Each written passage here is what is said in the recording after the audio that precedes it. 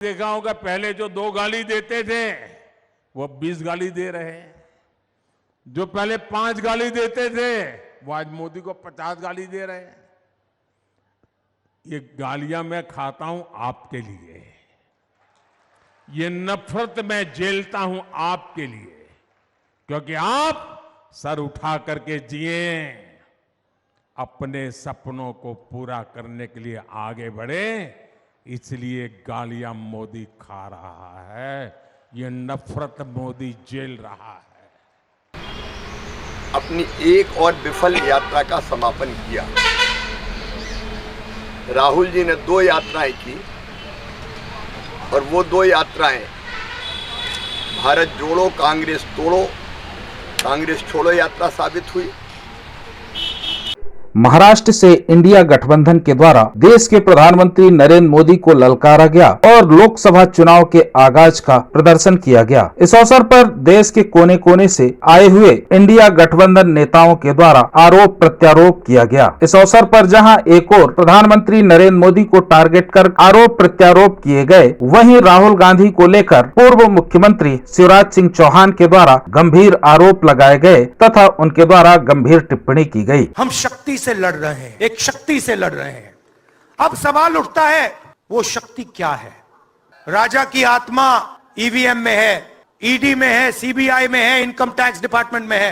एक वरिष्ठ नेता, नाम नहीं लेना चाहता हूं, इसी प्रदेश के एक वरिष्ठ नेता कांग्रेस पार्टी को छोड़ते हैं और रो के कहते हैं, मेरी मां से रो के कहते हैं कि सोनिया जी मुझे शर्म आ रही है, मेरे में इन लोगों से, इस शक्ति से लड़ने की हिम्मत नहीं है, मैं जेल नहीं जाना चाहता हूं। From Kanyakumari, your journey has reached Mumbai today.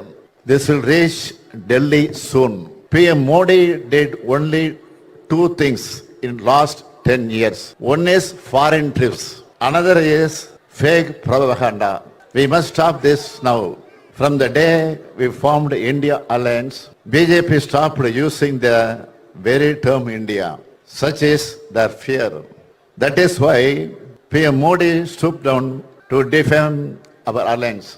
He calls India alliance corrupt, but electoral bond scam proved BJP is corrupt. आज एक तरफ जहां नफरत फैलाया जा रहा है, जहां देश के संवैधानिक संस्थानों को हाईजैक किया जा रहा है, अस्थायी सरकारों को, चुनी हुई सरकारों को, लोकतंत्र में मतदान जो आप लोगों ने किया, वैसी सरकारों को खरीदा जा रहा है ईडी सीबीआई के जरिए। कोई मोदी जी को हराने के लिए नहीं, उस सोच को हराने के लिए जो देश को बांटना चाहती है, उसके लिए हम लोग एक हुए। आज झारखंड में एक लाइन बहुत मशहूर हो रही है, झारखंड झुकेगा नहीं।